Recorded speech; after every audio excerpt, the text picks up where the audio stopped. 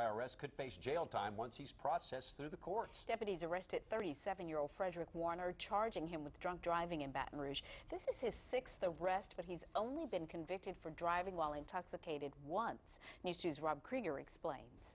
Frederick Warner has been cuffed for drunk driving 6 times. His first was back in 2002, which no longer affects his record because it's more than 10 years old. But just 2 years ago, he was convicted. It was his 4th arrest, but the first time a judge found him guilty of drinking and driving. Frederick Warner has a long history of run-ins with the law. Besides multiple other criminal charges, he's no stranger to the drunk driving tests. In 2008, he was arrested for DWI in Ascension Parish. Again in 2009, but this time in St. John Parish. Both those arrests were pled down to reckless operation of a vehicle, a misdemeanor which can't count against his DWI tally. Oftentimes people refuse tests, and it does oftentimes make it difficult to prove a DWI.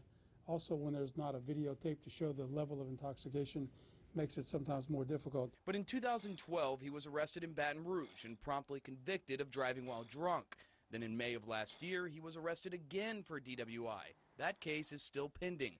But yesterday, he wound up in another compromising situation. This is the intersection near Jor on Greenwell Springs where a deputy spotted Warner either passed out or asleep at the wheel. His car was facing the opposite direction, running and resting against the curb. Once the deputy was able to wake Warner, he found an open bottle of Cavassier in the passenger seat. His speech was slurred, and he eventually demanded to be taken to jail after failing the field sobriety test. He refused.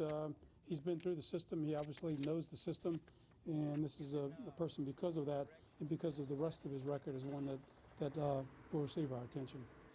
Now, District Attorney Hiller Moore tells me he was impressed with the arresting deputy because he took it upon himself to note the additional arrests in the affidavit, though there weren't convictions.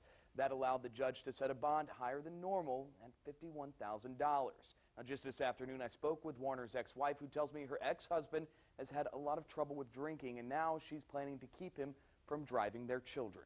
Rob Krieger, WBRZ News 2. Rob, thank you.